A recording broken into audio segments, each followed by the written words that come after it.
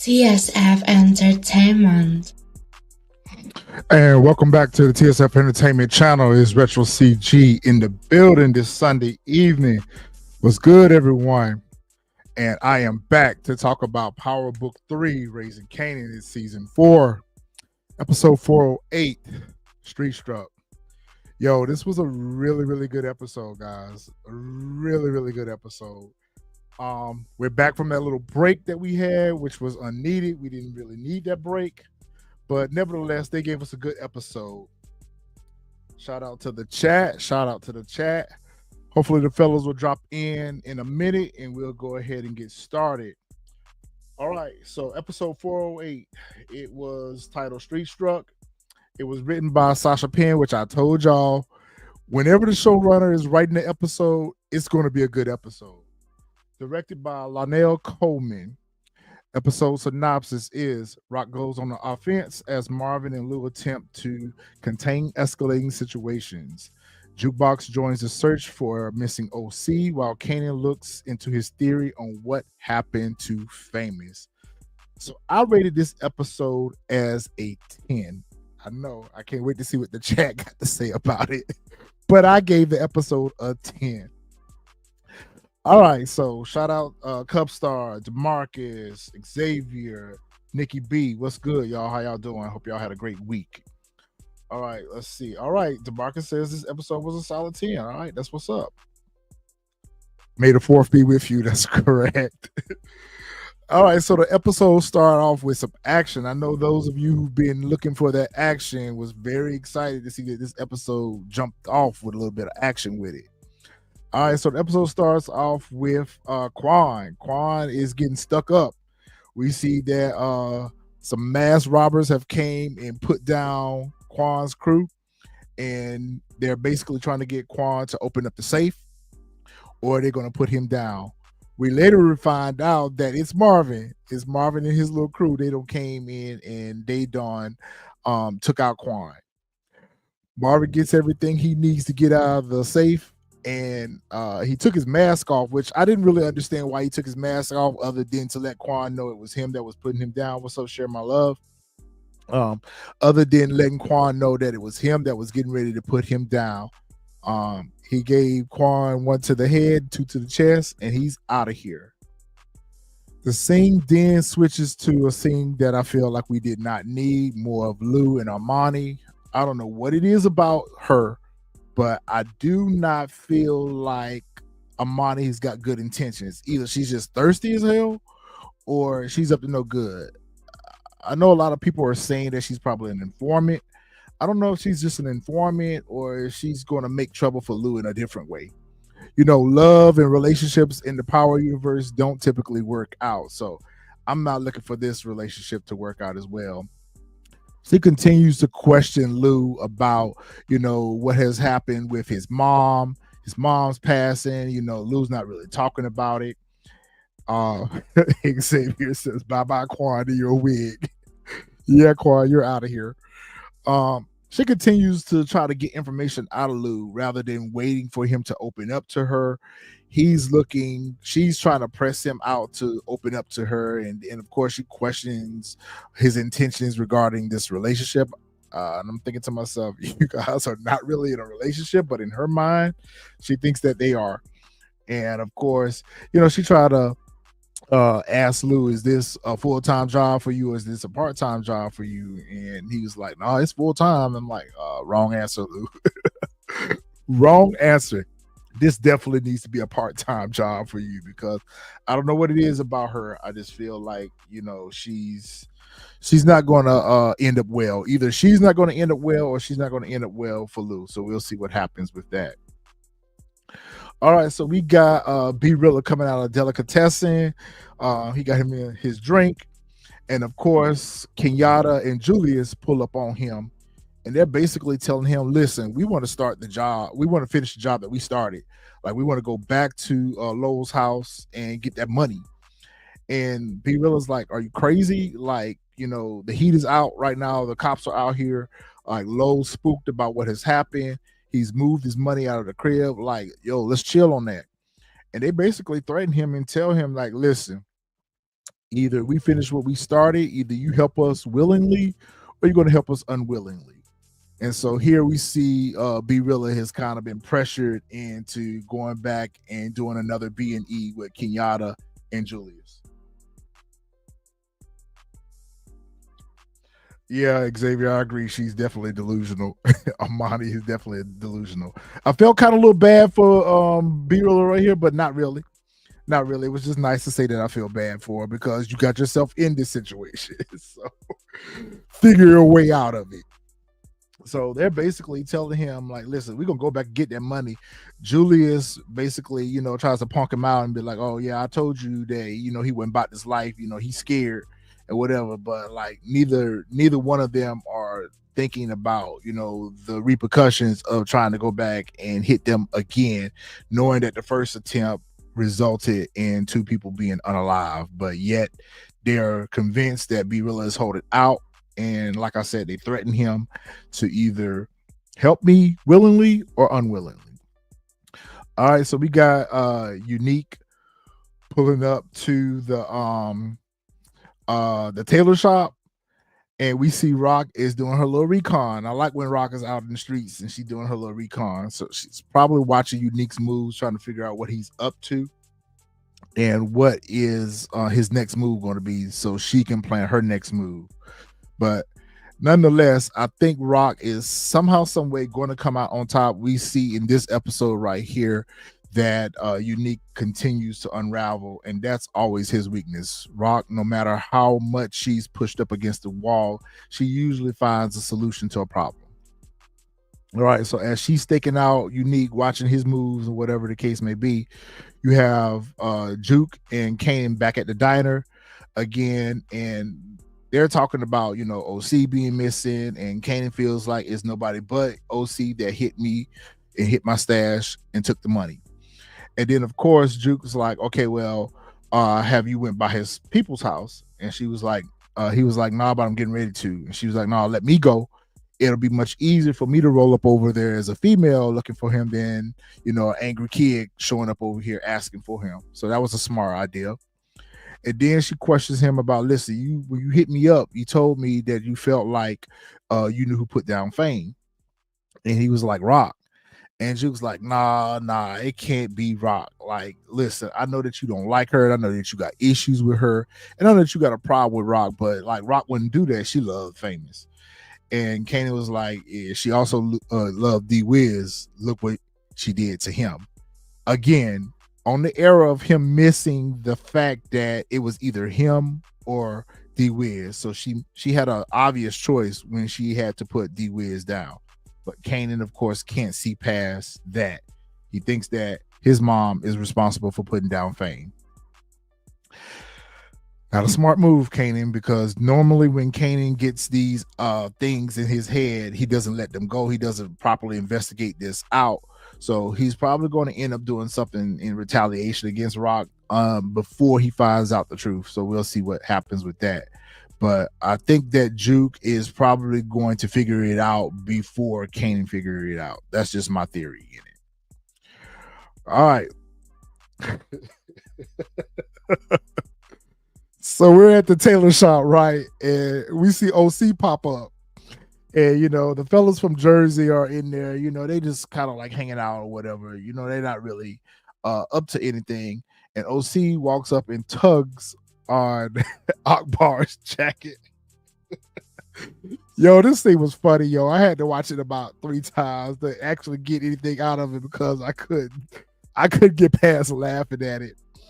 But O-Cee's like, listen, where is Unique? Like, I need Unique. Like, I'm scared. I think Kanan knows that I hit his spot. Like, Akbar was like, listen, I don't know where Unique at. I'm not his keeper. He'll be here when he get here. So in the meantime, between time, you shut up and you sit over here in this corner or else. And I felt like Akbar really legit wanted to put him down himself. It was like, O-Cee's being a little bit annoying at this point, but we know why. And I kind of felt sorry for him for just a moment because he was so defenseless. But at the same time, I'm like, well, you got yourself in this situation because you have now allowed Unique twice to hit Kanan's stash, and that's what you get for trying to play the middle. All right. So by this time, Unique pulls up and he shows up, and they inform him that Quan has been put down. And of course, Unique goes into a bit of rage over the fact that Quan has been put down. He automatically knows that it's Raq that's behind it. Raq's hitting my business. And I'm thinking to myself, like, how are you upset about Quan getting put down when you have robbed her stash? You have hit the two Chinese people at the Golden Pavilion. You've robbed Kanan twice now. Like, you wouldn't expect any retaliation for any of this stuff, Unique. Bad move on O-Cee. Bad move on O-Cee, because like we all know from previous scenes that when Unique is having his crash out moment, you just need to let him have that crash out moment and put distance between you and him, because it ain't gonna be good. So O-Cee goes up to him, tugs on him, saying that Unique, I gotta go. He's got a spot in Florida that he's trying to get to. He's got a cousin down in Florida that he's trying to get to, and he needs some money from Unique to get out of town. And he tells Unique that I think Kanan know. And Unique's like, how Kanan know? He's like, I don't know. He just does. And I'm thinking to myself, like, you idiot. You actually let him take all the money. You didn't keep them for yourself to get out of town. Why are you even here asking for money to get out of town? You should have had some already. So, and he made the wrong choice of words when he told Unique he gotta go. Unique said, you want to go, O-Cee? You want to go? And he put him down. He put him down hard, too. And he took one to the head and maybe 4 to the chest. But that's it. O-Cee's out of here. He's going to Power Hell. And sorry, O-Cee, but that's what you get. All right, so I'll take a little break and let's look at some of these comments, because I know y'all going in on O-Cee. Fresh said, sit your little ass down. Yeah, Unique spazzed out and shot O-Cee just like OG Katie did Q Dubs and OG Power. It did kind of remind me of that scene too. Yep. O-Cee absolutely got what he deserved. You made an ally with Unique, but at the same time, you didn't even try to protect yourself in this situation, because what you should have did was took some of that money and got out of town. Hey, he did look like he was in a timeout. He looked like he was in a timeout, especially right here. He looked like he was in timeout. Man, poor O-Cee, yo. He's out of here. Let's see. Yep. We predicted O-Cee's in. And then he just, yeah, he should have been on the bus already out of here.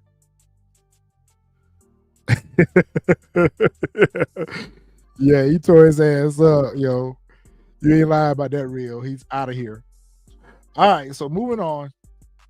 O-Cee's out of here. He's gone.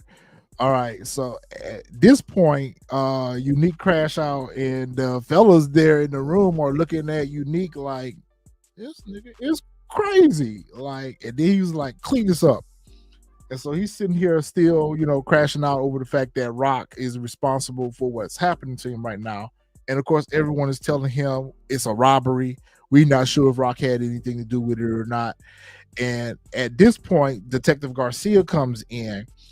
And Garcia comes in and pretty much says, well, the rumors are true. You are alive.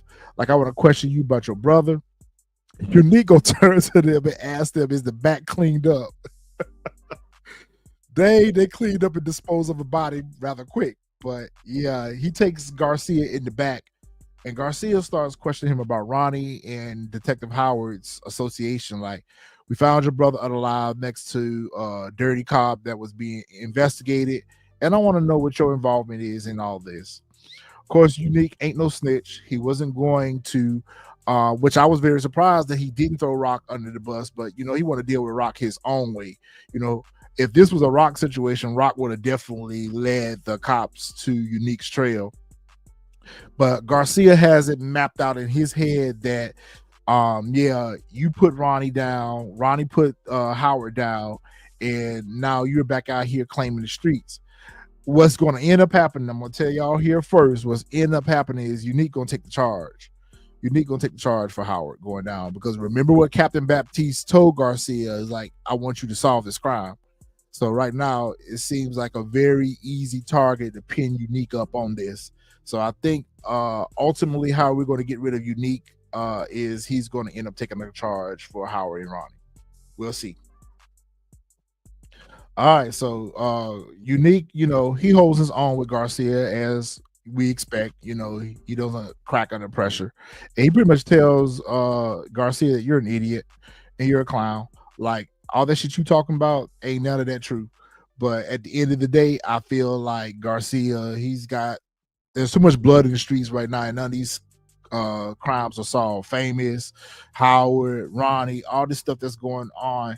Like, somebody gonna have to take a walk for some of this, and I think that Unique is probably going to be the likely candidate for it, because it doesn't make any sense to bring Unique back and just unalive him at the end of this season. So I feel like the best way to get rid of the character without having to unalive them again is for him to take a charge. So we'll see what happens. Lou is at the studio. B-Rilla in here trying to spit some rhymes, and it ain't working. And Lou look at Alan, who's a little engineer, like, what's wrong with him? And Alan's like, maybe he ain't got no sleep or something. I don't know what's going on with him, but it's obvious that Rilla is shook up based off his conversation with Kenyatta and Julius or whatever.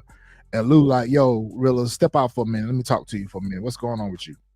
And then they send Alan away, and then Rilla tells him, like, listen, that situation that happened a couple weeks ago over at Lowe's place, I was kind of involved with it, but not involved with it. And Lou's looking at him like, how you kind of involved? You either is or you're not. And so he pretty much tells him about, he tried to pull a lick with Kenyatta and Julius, and it didn't go as planned.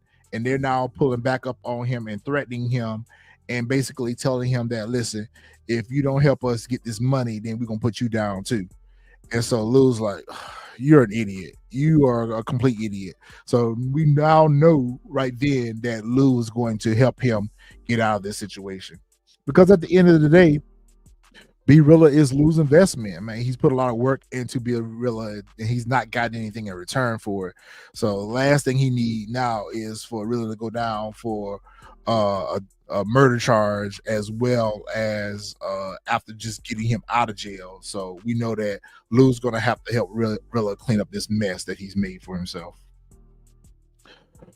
Raq and Marvin pull up over the Hafiz, and they're checking on the ETA for the product. Pretty much, Hafiz has found a way to speed up the timeline. Last week or the last episode, they told Raq that it would be a month before she would get her product in hand. Hafiz informs her that the product is en route and should touch down within a week. So they're excited about the product coming to town, and Raq has got all of her pieces lined up to go ahead and get this product, and she's eliminated Unique by taking out Quan. So now that gives her a bit of an advantage that she didn't have previously. So let's see how that works out for Raq. I still think that Unique is going to put her out of business in a different way. But we'll talk about that as we get on through the episode. So after they meet with Hafiz, Raq informs Marvin that she's gonna go over here and try to talk to crazy ass David one more again, let him know that this work is getting ready to touch down and he needs to get these trucks ready for it. In the meantime, between times, she needed Marvin to go make sure that the restaurants were ready and on point. And of course, we already know that the situation at the restaurants is probably not as secure as Raq thinks, but I don't know if she's aware of the fact that Unique has taken over the restaurant as well. So we'll see how that works out next week. But she informs Marvin that they back up in a major way. Again, Raq, you celebrating a little too soon, because just because you eliminated Quan doesn't mean that you have eliminated Unique as a threat. He's still a threat. All right, we finally get Snap and Pop out of that dive bar that they hang out in, that juke joint that they hang out in. Dang, I thought they lived there for a minute. Snap and Pop is out of the restaurant. Can't believe it. So they out walking their dog, and they meet up with Kanan. And of course, Kanan had already told Jukebox earlier that he was going to meet with Snap and Pop because they got police connections. And they were going to try to see if he was going to try to see if they could give him some information as to who called the order in on the streets for fame. All right, so I'm gonna take a little break, catch up with y'all comments because y'all going ham in the chat. Jersey stand up. I hear you, real. We team Raq over here though. I'm telling you, we stand on business with Raq. All right, let me see what's going on. DeMarcus, the only way that I could guess that he knew that Unique was alive because it was in the streets. It was all over the streets at this point that Unique was back. Akbar, aka Biggie, was chilling with Redman. Nah, Akbar, aka the notorious P.I.G. Like he was having a sandwich or something when he was in there. I don't like him. Fresh says, we told y'all during our prediction that was going to happen with Garcia. Yep, we did. We said that.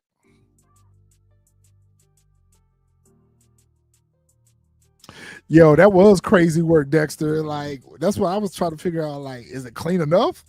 Like, you take it a detective that's already accusing you of a murder to a murder scene. That's crazy work. Yeah, and you know what? With Unique being so loose up here and not together, Garcia is probably going to stir something up in Unique for real, for real. B-Rilla is giving you ODB vibes. Yep.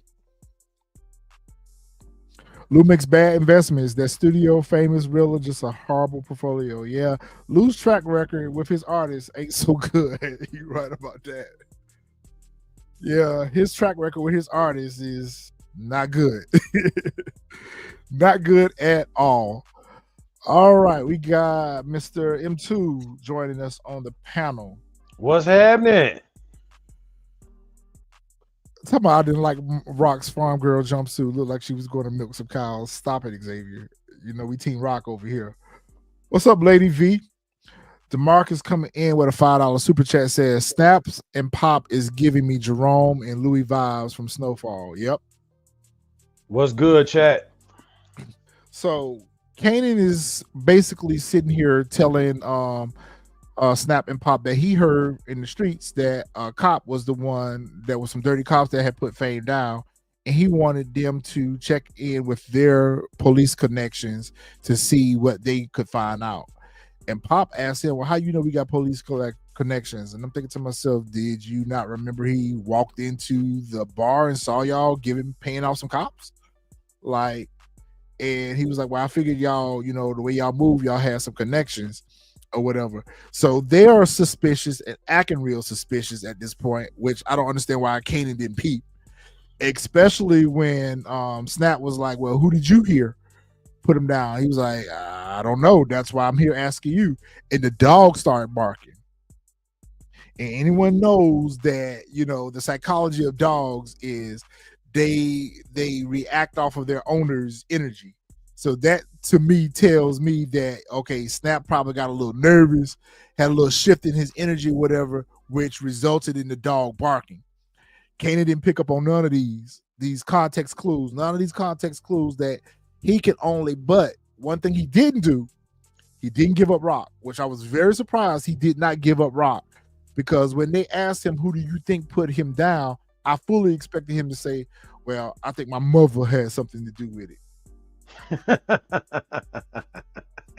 All right, Juggernaut, catch up. All right, so you know, missed the first couple minutes, but I'm gonna start with, you know, by the conversation me and Retro had yesterday. This is actually the first time we have seen Snap and Pop in an element outside of the lair or with a high amount of security. So, like I told them, I said their comfortability is growing around Kanan, and this you know, episode kind of solidified that. I think at some point, once Kanan finds out that, you know, things took place and Snap, he's going to be able to set things up with where Snap and Pop gets sent out of here. And I think it's going to have, he's the only person really that can, you know, be trusted that they've kind of started to trust, you know, when it comes to it. Like, you haven't seen him meet Unique or anybody else inside that park, you know what I'm saying, or outside of anywhere else. They're always inside the bar. They're always somewhere with high security, you know, where they're in control. That park is not a situation where they were in control. They were actually walking their dog, but still, they're letting Kanan in, you know, a little bit more than they would normally let somebody else in. Yeah, the And dog. this scene confirms that. Yep. What's up, support game? We ain't seen you in a minute. What's going on? Get off that Mortal Kombat. Welcome in, bro. Yes, Unique is not Breeze. I'm so tired of people saying that Unique is Breeze. He's not. You know what? It's funny you should say that, DeMarcus, because I feel that way too. I feel like Pop is treacherous. I feel like she's more treacherous than Snap is. Like she is. She dirty is. Work. She dirty work. She real dirty work.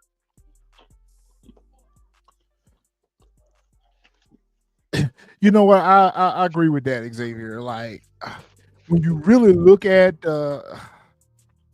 we at this point had to do a process of elimination, because I think last episode we came to the conclusion that it wasn't Marvin, that it was Snap and Pop by process of elimination. At this point, every character on the show been a suspect besides them, and it's just stupid for them to have them have done this, you know. And it's even more stupid to have Kanan, who they playing in his face with. Like, I hope that when Kanan finds out, that he puts them down real hard. Right. Famous never even met them. Famous didn't even, I don't even think Kanan ever had a conversation with Famous about Snap and Pop. Like, the fact that they felt threatened by Famous just makes no sense whatsoever. It was lazy writing. It was their way of getting rid of the character. All right. So they meet with the dirty cops or whatever, which these are not the same two cops. Now, whoever's getting ready to argue with me, go back and watch the scene. These are not the same two cops that they met with at the bar. The two cops that they met with at the bar were two white men. There's a white and a black guy right here, and the black guy right here, he acting like he Mr. Big Badass. Talking about, oh, the Stark kid. We'll go find out what he knows. And Pop is telling you that y'all got a mess out here. Y'all got our name ringed up in this. Like, y'all got to go clean this up. And I'm thinking to myself, the wrong thing for them to do is send them back out here to do more work, because they left a mess in their wake on the first job you gave them. And now you think that they're going to go back out here and quietly get this handled without creating more problems for y'all? Those cops are going to be the leak that tells is how Kanan gonna find out Snap and Pop did it. Fresh, I'm gonna give it to you. I'm gonna give you your flowers, brother. Oh, here you come. I'm gonna give you your flowers, sir. Welcome in. I'm gonna give you your flowers because you've been arguing with me from day one that Snap and Pop has been involved. I'll give you your flowers. Now go ahead and tell me why. Yo, can you hear me? Yep. Yeah, we got you. Oh, okay. Bet. All right. That was like, I've been trying to tell you, man, since day one. It was always them. Folks kept saying it wasn't them. The reason why I said it was them and why they took out Famous is because Snaps and Pop's been saying since day one, Kanan is an investment. They've been saying that over and over and over again. Ever since they got into bed in business with Kanan, they've been trying to get him away from Raq. So they've been trying to, I guess, in a sense, control him. That was one of the main reasons why they allowed him to take down I can't even think of Ronnie. That's why they allowed him to take down Ronnie, because Kanan was the investment. So when they found out, if you heard, they said that Famous was tortured. So they were trying to figure out exactly what did Famous know about Kanan dealings or his business in general. And so that's why, since it's already said that Famous was working with the feds, you know, trying to, for whatever reason, you know, with the guns and stuff. So they was like, oh, the dirty cops told him like, hey, you know, we got your friend, he up in here. What's happening? They like, yo, we want to know what he know. So they tortured him. And then, of course, by that point, it was no way they could let him go. They had to go ahead and take him out once they found out that he knew nothing. So that's why I said everything around them has been an investment. That's why they keep planting in Kanan's head time and time again. They're playing in his head for sure. Yeah, they keep planting in his head. How do you want to be remembered? Like, well, oh, you gotta get away from your moms. You gotta do this. You gotta do that. And I feel like they gave up. It was like the company you keep. Talking about the company you keep. I feel like which they could have cleared this up in the flashback, because Ronnie did have an issue with Famous. He did have an issue with Famous. He did confront Famous about, I hear you talk too much. So if Ronnie would have communicated it back to Snap and Pops, that would have made a tie-in. That would have gave us a little tie-in. That would have made it a little bit more cohesive for us. But nonetheless, nor here nor there, they are manipulating Kanan. Yeah, and Kanan can see that they're manipulating him. He trusts them more than he do his own mama. And all they're doing is doing the same thing that your mama does to you, manipulating you. They're just playing in your face with it. And they give you context clues in your face that you're not even picking up on, because when they made that company about the company you keep, I expected Kanan to have more dialogue with him about that. But he passed him. Yeah, because they told him, they said, if you walk around with suckers, who's the biggest sucker? Exactly. And because Kanan in such a blind rage right now at Raq, that's why he ain't paying attention to him. Like we saw when Juke tried to tell him at the diner, like, nah, Raq ain't do it. She love Fame. And of course, which I get, he brought down D-Wiz, but I'm like, bruh, she didn't have a choice. It was either you or him. And if I remember correctly, D-Wiz was running his mouth in the streets about the whole thing. He was. He got put down in the first place. Going back to Cortland's question, do y'all think that Kanan's going to take out Snap and Pop? For some reason, I'm leaning on Juke. Kanan is going to be Kanan for that family to take him out though. They fortified. They fortified up in their restaurant. I mean, but again, you just saw what happened. We saw that moment of weakness. You've never really seen them in public. Kanan is going to be the common denominator for them being unalived, but somebody else is going to do it, and my money is on Juke. I feel like Kanan's going to take out them cops. I feel like Kanan could. Yes. Yeah, I agree with that. A little bit harder to get the Snap and Pop. I think it's gonna be a little bit harder to get the Snap and Pop. I think it's gonna take the whole family, put them down. I think Jukebox gonna do it. Yeah, I want Juke to do it. Juke is gonna do it. Oh, Marvin. Marvin, sorry. Sorry, Marvin. Marvin, why don't you talk about Marvin? All right, so in this scene, why? I think this was the opportunity for, you saw exactly what Raq was talking about when it came down to Marvin. Like he done jumped in bed with the whole bookie thing with Early, and he was given specific direction to take out Early and Londale. But you got this whole thing where hey, greed, the money, you know what I'm saying, he over there collecting his bag. So at the end of the day, he didn't listen. He felt like it was his decision to make, you know what I'm saying? So he didn't do what I feel was actually necessary at this point to get done. Like this was a loose end that should have been tied off quickly. But we hadn't got to that part yet where Raq told him to take out Londale and Early Tyler. He was pulling up over here, right here, to pick up his bag. His bag. And he asked him, he said, what happened to that dude out there that you said owed you money? Like, did you get that straightened out? He was like, yeah, I took care of it. And then, like, he was like, well, his money ain't good no more. And Marvin was like, oh my God, you put him down. That was a made man.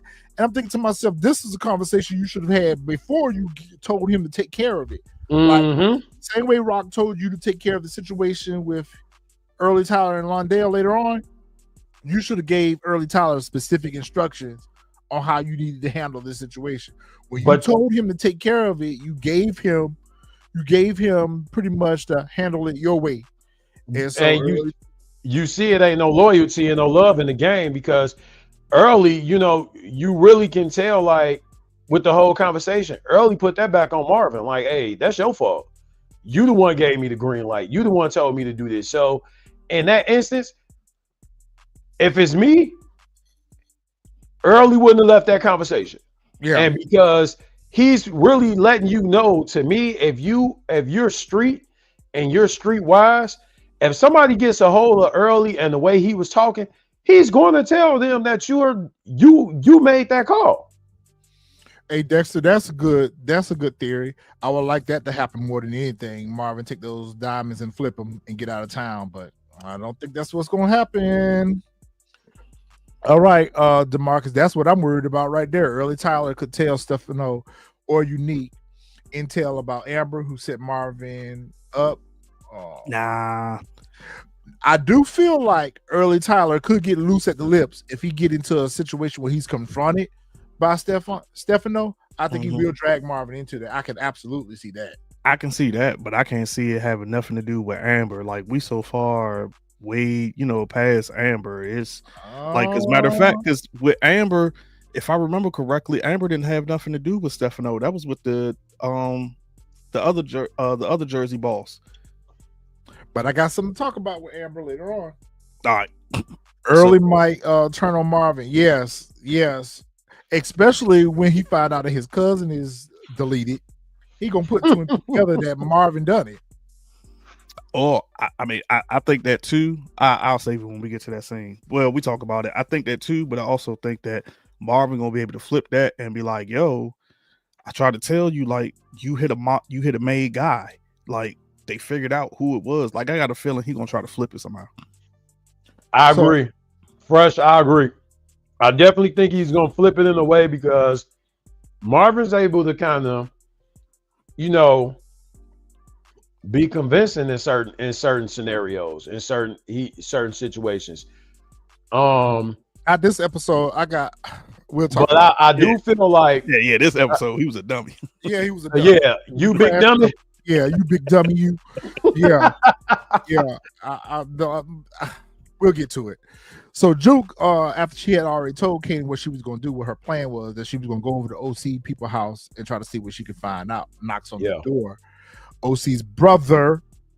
Oh my God, the theory. Dressed like Jody from Baby Boy. He did like Jody from Baby Boy. The theories about who this character was, I'm like, oh my God, stop, people, y'all, please stop. No, this is not Breeze. I don't know why folks would think Breeze would pop up like this. I really don't. Kanan's not old enough for us to meet Breeze. I keep saying that. But he's not old enough. I just couldn't figure out why so many people really thought this was Breeze. I was like, are y'all serious? Like, his name is Rashad. So Rashad answers the door and said, "Who are you? What you want?" And she was like, "Is O-Cee here? I'm looking for O-Cee." He was like, "Yeah, I know where O-Cee at. Come in the house. I got something on the stove." And I was like, "Yeah, don't go in there, Juke." I was like, "Yeah, don't go in there, Juke." Hey, buddy, don't talk about he got something on the stove. I don't smell that cooking. He take his jacket off or whatever. He says, "So how you know my brother? What you looking for my brother for? Like y'all boyfriend, girlfriend, or something?" Like Kendrick was like, "Nah, this is my friend, and I hadn't seen him in a while. I've been worried about him, whatever." And he pulled up on Juke, and he grabbed Juke, and he was gonna try to do an essay on her. 69 God. Yeah, you thought that's what you was getting ready to get some? You thought you was going to get some. Yo, Juke made light work of him. Light work. Quick work. Light work. Quick work. And she pulled a tool out on him and she said, "I told you I wasn't friendly."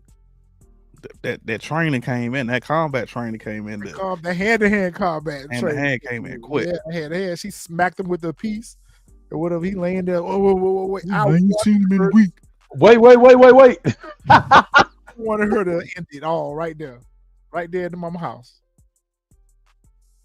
Hey, I was waiting at this scene for Juke to make new wallpaper out this man's brains, man. I really thought she was. I did. She looked like she was just ready to go. I thought she was, but then when I sat and thought about it, I was like, well, she couldn't, because her taking him out, since they were looking for O-Cee, like, you know what I'm saying? Like, she couldn't have taken him out because they still trying to find where O-Cee was at. So it wouldn't have made sense of taking him out where they couldn't find him in the first place. Like, 'cause at some point he could have been lying, and they could have just followed him and would have led him to O-Cee.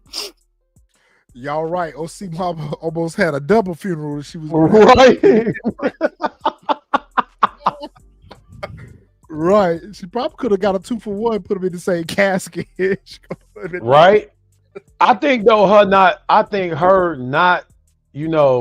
sending him up out of here To the upper room. To the upper room. Right. It drove more fear to see how a whole man, like, dude, you tried that on a female, and like now this female got you shook. Like he was mad, he was scared. Yeah, he was scared.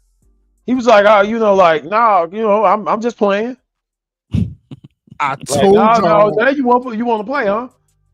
I told y'all this is who Raq was talking to in this scene right here. The green wallpaper was a dead giveaway for me because that old crazy fool David. She up here talking to this crazy fool David that's still 3, 4, 5, 6, 7 sheets to the wind.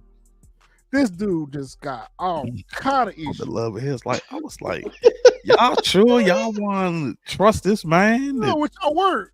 Like, y'all word. Talking about his love life and about how the dude that he's dating, he don't feel like he's good enough for him. And he just go into this whole dissertation. Raq was sitting here like,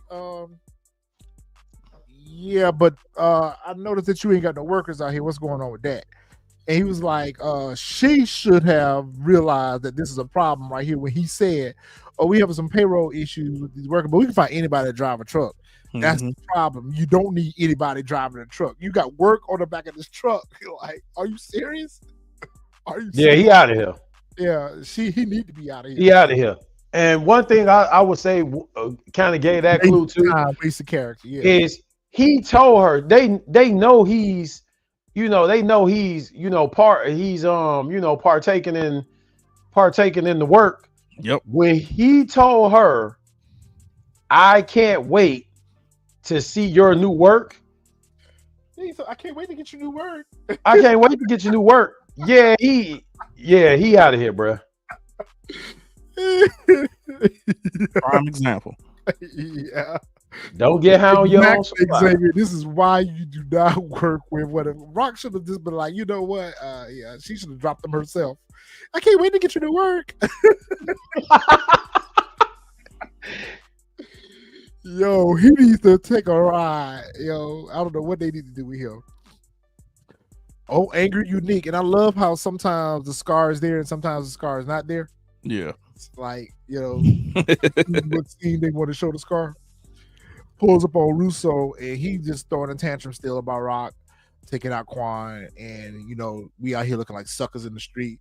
Coming in with a $2 super chat from DeMarcus. Who is more of a wasted character, David or B-Rilla? David. Easy. Yeah, that's real. B-Rilla add something to the storyline. Yeah, because I think I told y'all last week. I think Rilla gonna end up slide with Lou. He ain't gonna have no choice. He owes his protector. Mm-hmm. So he gonna have to get out here and put some work in with Lou. He better do something. He gonna have to do something. Russo over here like, listen, yeah, fuck all that shit you talking about. Yeah, I don't give a shit about your girlfriend and y'all problems. Dang, he said we don't have no proof. Money. Russo. Give me my money. Russo told him he don't care if fireballs falling from the sky. Run me my bag. Where my bag at? You came here empty-handed. You best not let that interfere with our business. Run me my bag. You better not let that interfere with our business. I need my bag. Yep. Run me my bag, man. Said rain, sleet, or snow. Give me my money. I feel like at some point Russo gonna turn on Unique.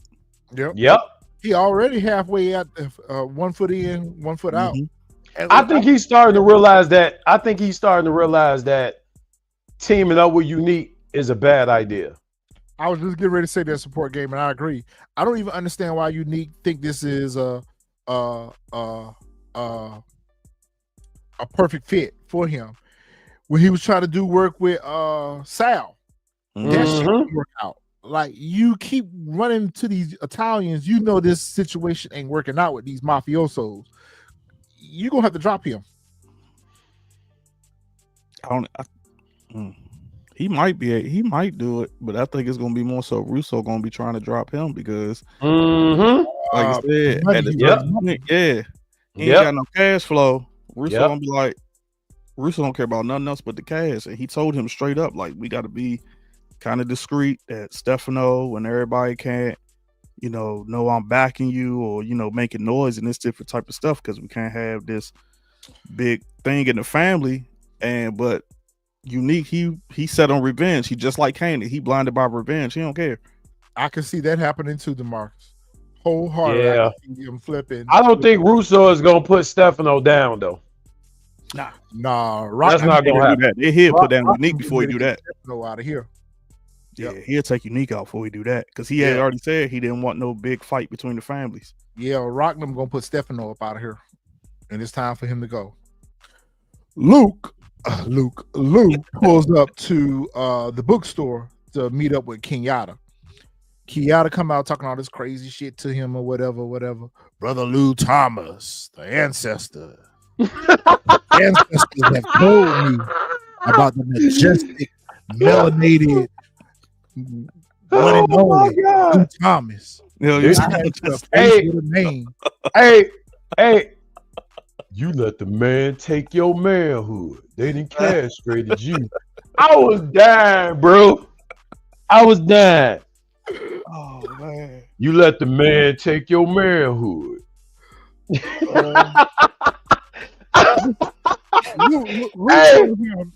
Hey, Sabor Gaming say Kenyatta is the power version of Dr. Umar. That's exactly who he is. That's exactly who he remind me of. Oh my God, man. You say I work with B-Rilla. Like, ain't no money over there in that white man house. Like B-Rilla steered y'all wrong. It's like leave him alone. Just leave him alone. And Julius come out the back. He talking cash shit. Cash shit. Oh, you ain't got no muscle behind you no more. You don't let them white people turn you out. You do this, you that. Man, Lou gave him that same look. I don't know if you peeped it. He gave him that same look he gave Crowd Camacho. I said right there, he gonna kill you, man. He gonna unalive you. He's gonna unalive you right here. Lou didn't say nothing else. Lou was like, all right.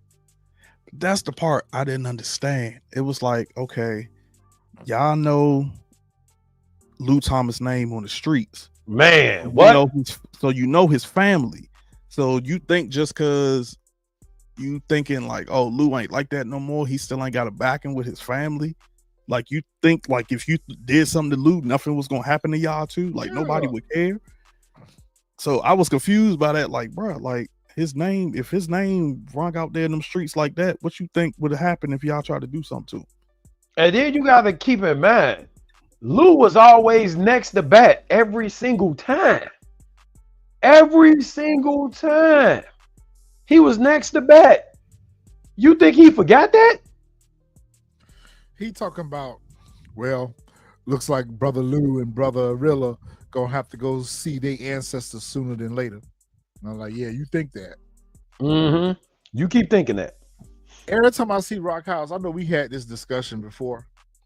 We've had this discussion before, but I really, truly do believe that was Rock's house that Jukebox had Tariq at. I think so too. Yeah. I think that it's not the exact same looking house, but I think it's made us to think that that's what Jukebox is. Shit, I'm gonna go back and watch the episode now. It's not the same house. We don't pulled it up before I looked at it. Okay. But I think during that time, they didn't realize they were doing a spinoff. And they may have not been able to get the same house for Raising Kanan to shoot in. But I'm thinking that that's what that is supposed to be because they show it too much. Yeah. They're always showing the outside of Rock's house. And I'm just wondering why. They show the front of that joint like it's the Huxtable's house. Marvin come over here and Rock thinking they getting ready to have their celebratory drink or whatever. They got their work coming in. They don't put Unique out of business. Like Rock tell Marvin that, listen, I need you to go let Stefano know that we finna be back up since that's your buddy, your ace coon boom right now. I need you going over there and let him know that his work getting ready to get back up. Then she tell him about crazy ass David and how he's still gonna be a problem. But she said she felt like he heard enough of what she said that they'll be good moving to work. I'm thinking to myself, no, you're not. And Marvin's sitting here all sidestepping and scary, and I think I'm finna be into it with Stefano. And then this is when he reveals to Rock that he had Early Tyler taking book for Stefano, Yep.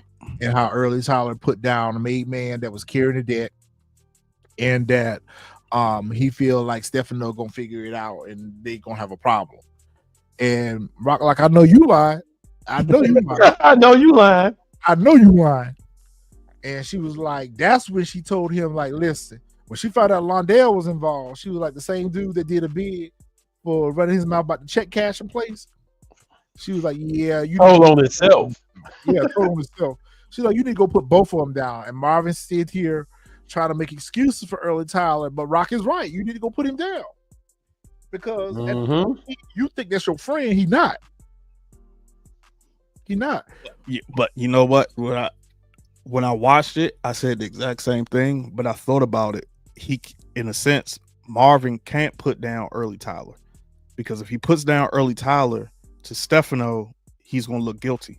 That's true. So he put him down. True. That's a good one. He told Stefano, I don't know who did it. You know what I'm saying? So he put down Early Tyler immediately. Stefano know, like, oh, it was you. So you lied to me. Yeah, so that's why I feel like he put down Londell versus trying to put down Early Tyler. Yes, that house was abandoned, but keep in mind, support game, in that scene, it was an abandoned house. It was an abandoned house, and Kanan seemed to recognize the house when him and Ghost was pulling up to it. Yep. Damn, that's right. He sure did. That's why I feel like, is this Rock old place? That's right. I didn't even think about that. He sure did. He definitely did when they pulled up, because he was, the way he, matter of fact, damn, now that you said that, Retro, the way he was looking when they pulled up from the back, you could tell, like, oh, I know exactly what this house is. Yeah, he knew exactly who house that was. So it probably was Rock House. I just like think they didn't not have a spinoff the yet. House. I don't think it's the exact same house, but I think it's made to be a tie-in back to it being a house. Like, what other purpose do they keep showing Rock's house the way they do? They show Rock's house a lot from the outside. I'm just wondering if that's a tie-in for that. But you know, let us have our little theories. At least ours is not as far-fetched as some of these others out here. Let us have ours. But I understand what you're saying, Fresh. I agree with what you said, but still, in this moment, Rock was right that she needed to put both of them down. Yeah. He needed to put both of them down. Yeah, Marvin does have a bad judge of character. Like, yeah. And she kind of did foreshadow his unaliving, because she was like, they ought to put that on your tombstone, because like, you always making a mess and you talking about you gonna clean it up, but you make the mess. Like, Unique pull up on Snap and Pop, and Snap said, we see you, boy, now. Then we after you came back from the dead, then we did what you wanted. Yeah, exactly. Then Pop talk about, and Pop sent him away, talk about go back to sleep in your coffin or your crib. your coffin, wherever. That was funny, because he's like a vampire for real. He over here trying to get Snap and Pop to throw in with him against Rock. And basically, he kind of gave him a really good proposition, because he says that, listen, y'all cool with Stefano, I'm cool with Russo. If we can, broker a peace treaty, whatever, it'll be all of us against Rock, which is a really good idea. But I don't think that Snap and Pop is going to bet on this horse. But I don't think that's what his real intent was going there. Because this was after the fact of Marvin hitting Quan, right? Yeah. So I think he needs a connect now. Work. Yeah, he's trying to find work. Yeah. But they ain't got no work. So he would have to use Snap and Pop resources to get some kind of connect now, because he barred. Stefano don't want to be bothered with him. Yep. Russo is pretty much gonna wash his hands. I think Russo gonna wash his hands of Unique. He needs to. But Snap and Pop, they ain't got no work. Yeah, but not only that, what I was trying to figure out was, when he did that, I'm like, yeah, Snaps and Pops is cool with Stefano, but they don't have no dealings together.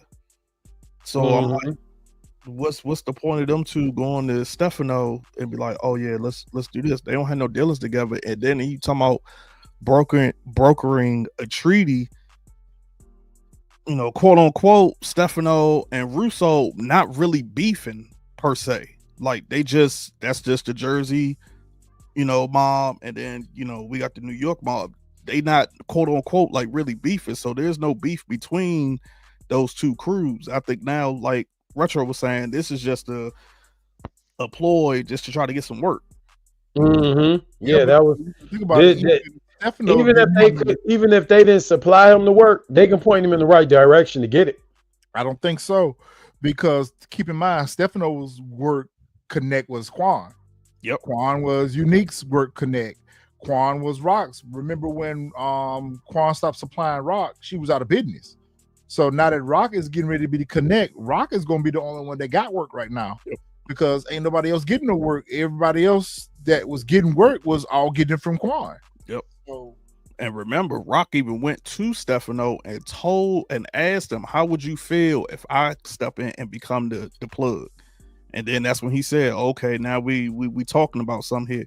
She was already talking about exit Quan out to begin with. So I can't even see, even if Snaps and Pops went to Stefano, they still gonna be like, you know what I'm saying? Like they don't have no connects. Because remember when they was working with Ronnie and Kanan, what's her name? Juliana was the cousin. The cousin was the connect for them, for Ronnie and them to get their work, and they was, you know what I'm saying, since Snaps and Pops, fronted them.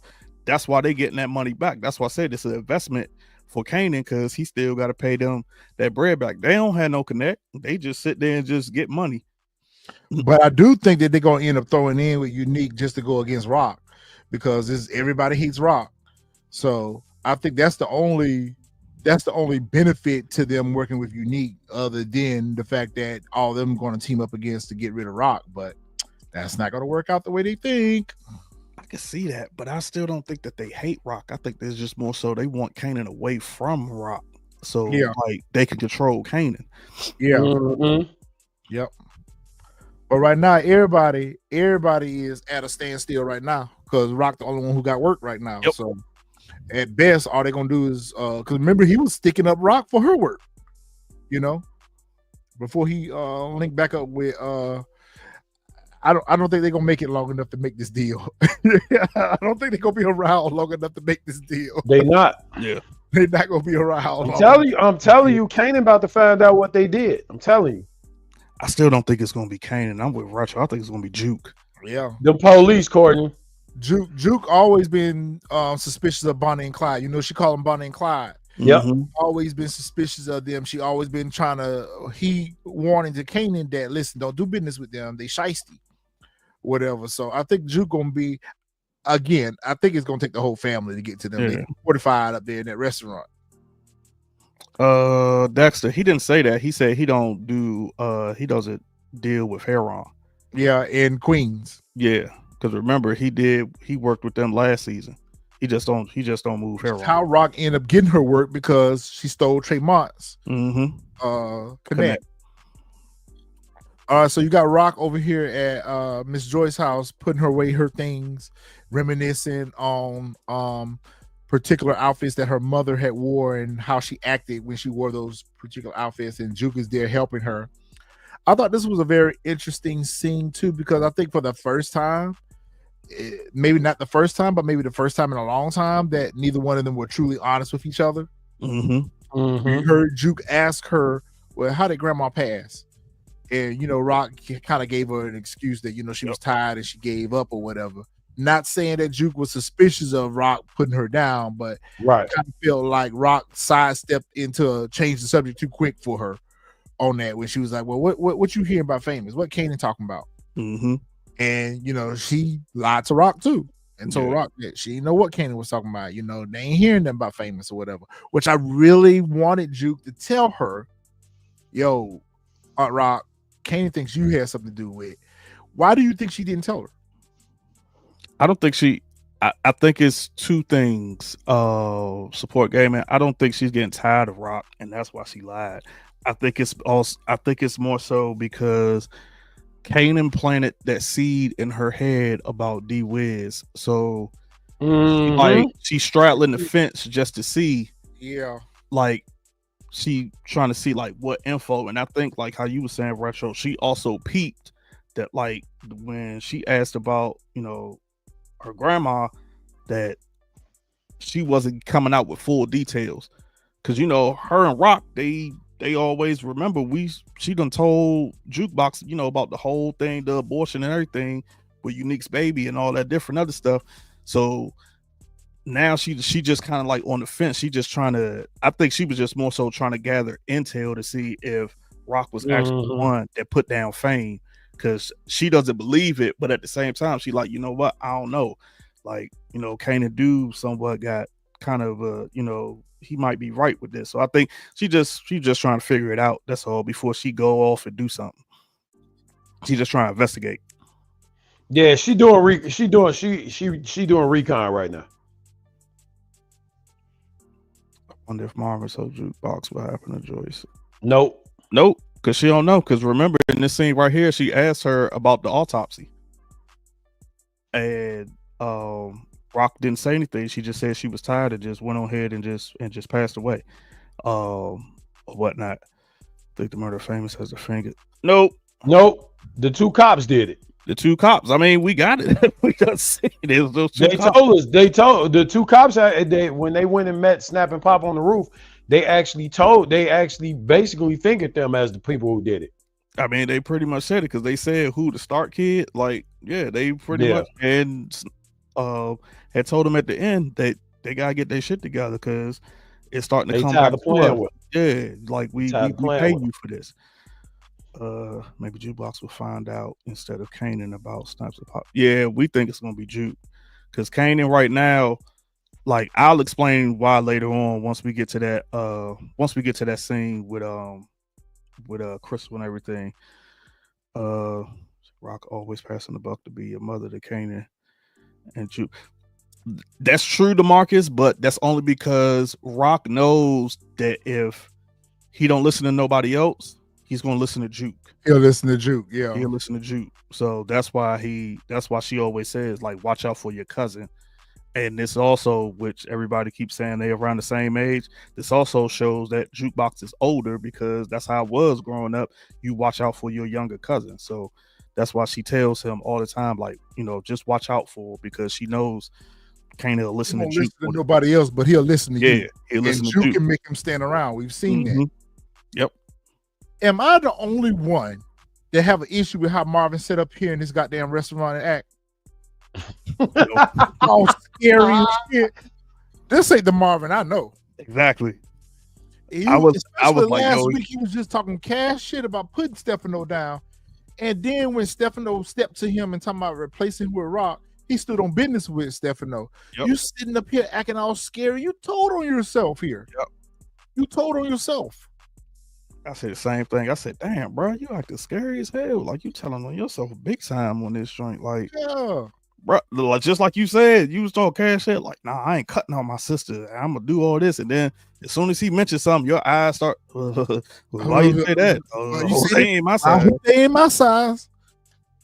One size fits all. One size fit all. Stefano is pretty much catching up with Marvin. And Marvin is telling him, listen, we finna get this work back. You know, the work getting ready to hit. Stefano, like, just let me know when and where. I don't know, the less y'all tell Stefano at this point, the better off y'all are. So I like how you giving him just enough information, but not full detail, not full disclosure. And Stefano was like, oh, by the way, you know, one of my men's got put down. You know, they fished out the river. You don't know nothing about that, do you? No, I don't know nothing about that. That's white people work.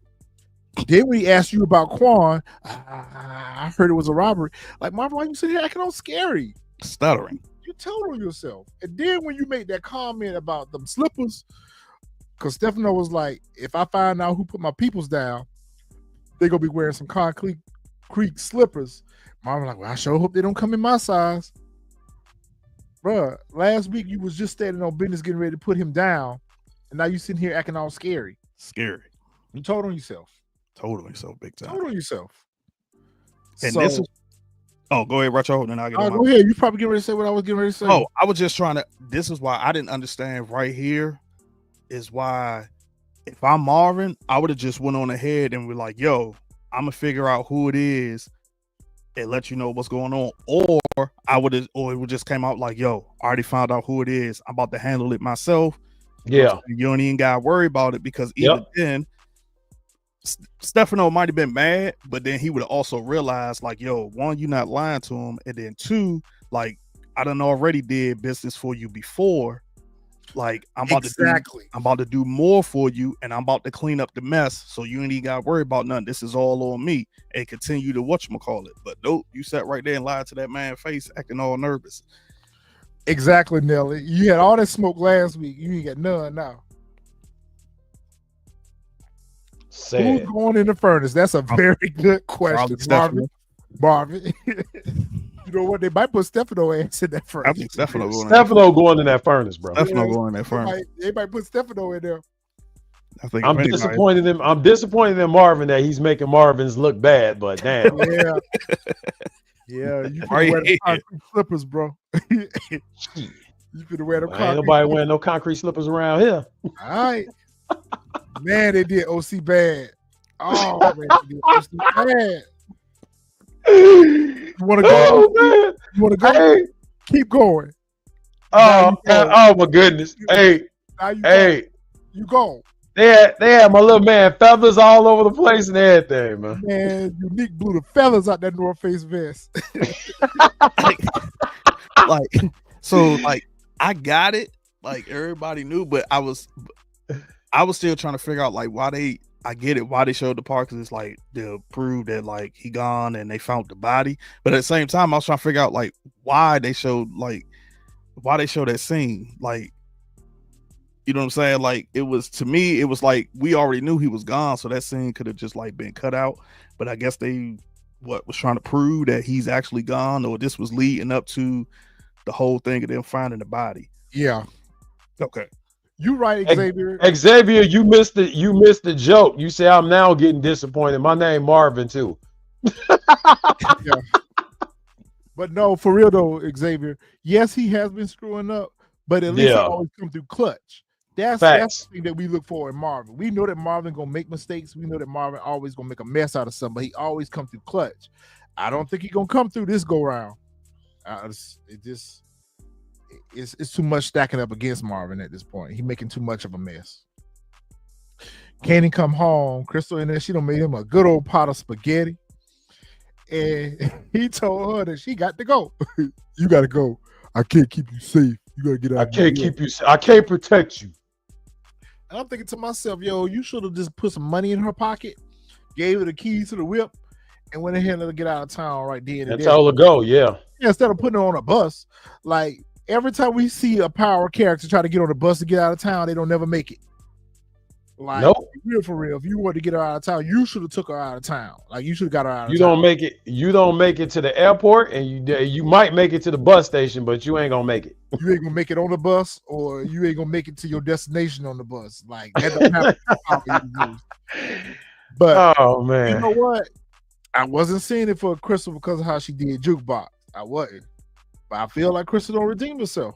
I feel like Crystal has redeemed herself. Like, every single thing that she has told Kanan has been big facts. Mm-hmm. Everything, every bit of advice that she is giving him has been stuff that he needs to take heed to. But she told him, she like, listen, I know you got issue with your mama, and I don't know your mama like that, but I don't think she had anything to do with Famous. And you know, Kanan wasn't hearing that. He wasn't trying to hear none of that. He was like, listen, you got to go. I can't keep you safe. And she was like, well, who gonna keep you safe? And I'm like, damn, Crystal might have could have been the one for Kanan. Mm-hmm. I thought she was going to be on some gold digging ish like Tasha was, you know, stealing money and stuff from him, but she wasn't. She was truly a rider. She was a rider.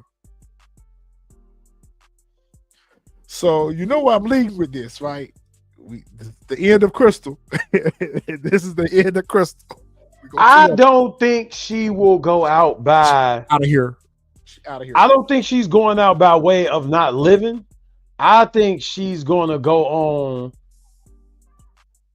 without Kanan. I explain why when that time comes, but I think she's going to go on without Kanan. Nah, bro, she gone. Because she's literally been putting Kanan on game. Like she's not even street nor hood. I mean, I wish we could know, more about her past, like her parents or whatever. But she has some street savvy. She has street savvy. Like she done told him plenty of times, don't shit where you sleep. And this dude, I guess he don't think she knows what she's talking about. Well, he pretty much explains to her like all this stuff going on with O-Cee, famous, unique, back out here on this block. Like, I got to get you somewhere safe. And so, like I said, what he messed up at is sending her away on her own rather than trying to help her get out of town. Facts. Okay, so early Tyler having him a little card game, him and his friends, they hanging out, they having a good old time. And I was like, yeah, is this where the lights getting ready to go dark? Mm-hmm. Marvin gonna come in and spray up the place. That's what I thought was gonna happen. Not. we finally get this infamous scene that we've been looking for. Me and Fresh been cowering the internet. We've been cowering the internet looking for this scene right here because it was not famous. But we were right. It was Marvin. It was Marvin, but it was not famous day, and it was not Quan. A lot of people said it was Quan too, but it's ironic though because Marvin did put Quan down in this episode, just not in this scene. So they have a card game or whatever, and this is Early Tyler's cousin Londale, and of course Londale goes outside to relieve himself or whatever because Early Tyler don't got a bathroom that work there at the shop. And we found out that bathroom was broke for a long time. Marvin pull up on him. What he say? Loose lip? What? Loose lip? Loose tricks or something like that? Yep. And he gave him one to the head. Back of the dome. He dropped him. And I was thinking to myself, man, Early Tyler gonna figure that out. That was Marvin. How do you think he's gonna react to that? I don't see how he could figure out that it was Marvin.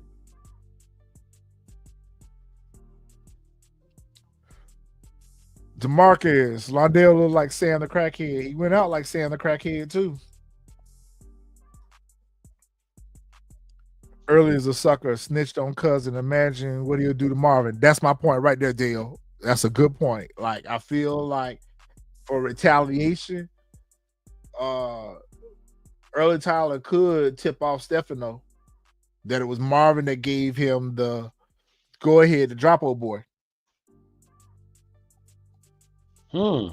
That's a good one. I don't trust Early Tyler. You know he all about that dollar. Yep. Yeah. Yeah, they massacred Quan people, man. Every last one of them. I counted like 6 of them. There, Marvin put down a whole lot of them. Yeah, I think you got to think about it. Kanan has lost a lot this season. He done been robbed twice, so he lost his business. He done lost Famous. He done lost O-Cee, and now he finna lose Crystal. Yeah, this finna put Kanan on a dark path.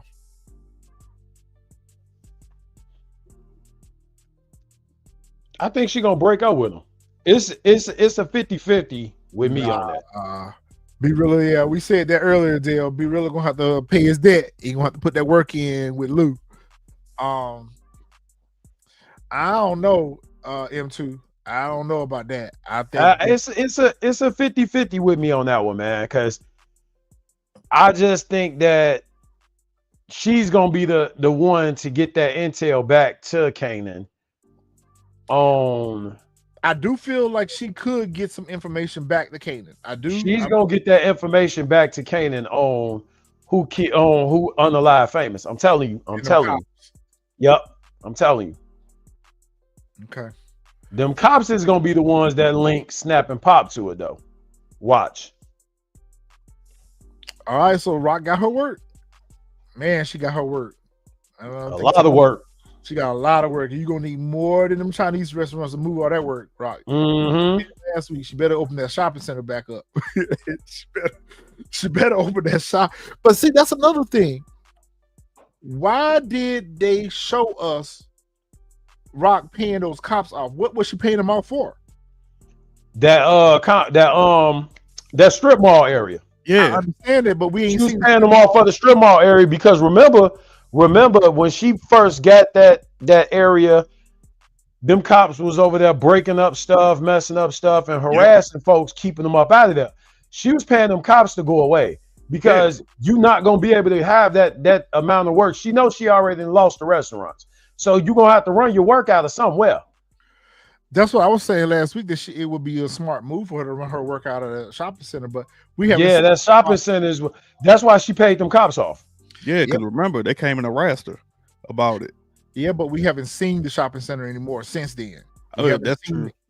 We haven't seen it being used. We haven't heard it mentioned. Oh, I didn't mean to cut you off, Retro. Remember, that's when she was going straight. She was out the game. Yep. And that's when she bought that shopping center. And then that whole pipe thing busted in the hair salon or whatever. But you're right, we haven't seen it since. But I think that's what they were showing. Like they were still, she was still paying them off. Steven, you on point with that because that's exactly what's going to happen. They're going to torture her into telling them who Kanan thinks put down Famous, and when she mentions Raq, they're going to pin Raq up with this. That's exactly what's going to happen.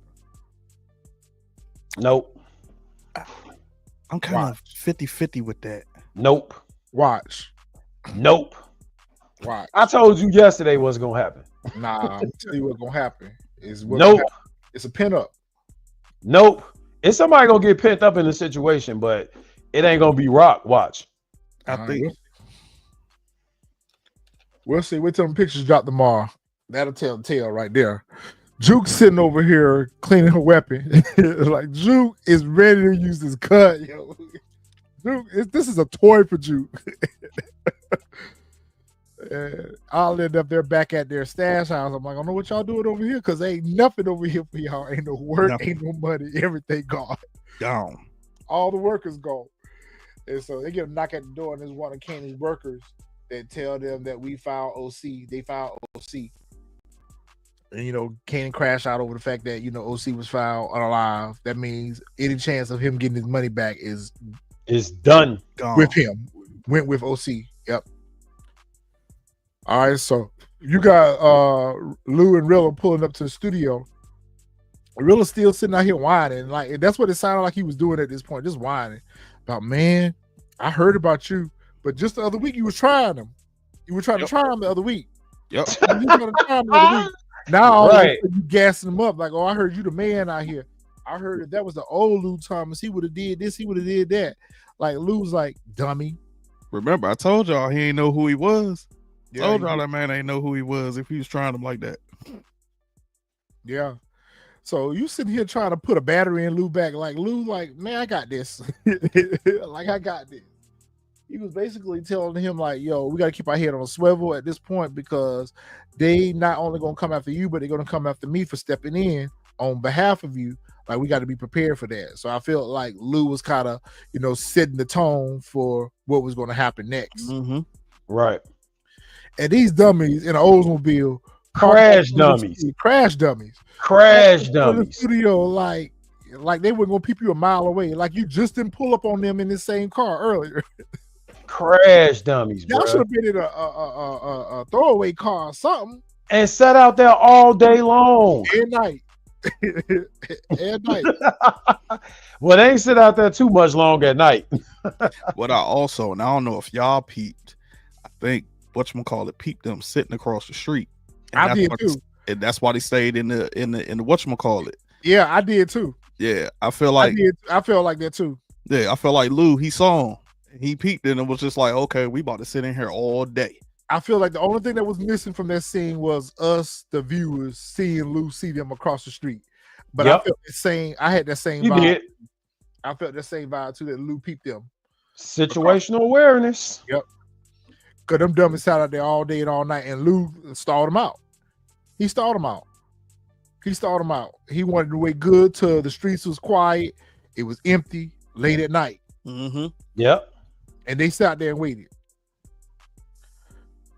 What is Garcia trying to get out of Juke? Talking about Shannon Burke told me that you're a good citizen and that I can get some information out of you. She like, what kind of information you think I'm finna give you here at a restaurant full of all these people? Like, you just ruined my appetite, Juke. Didn't even get a chance to take a bite out of her pizza. She threw that shit away. I don't blame you. Like, man, get up out my face. I ain't talking to you. What I say yesterday? I ain't talking to you. I ain't got shit to say to you. It ain't a dirty cop. It ain't a dirty cop that make it out of power unscathed. What you think? He gonna get dropped? Yep. But Garcia not dirty though. He out of here too. He not dirty. I think he pulled He up out on of here Juke. too. He bogus. He out of here too. Watch. He pulled up on Juke for 2 reasons. Was because remember, Batiste told him we're not letting go. Who put down Detective Howard?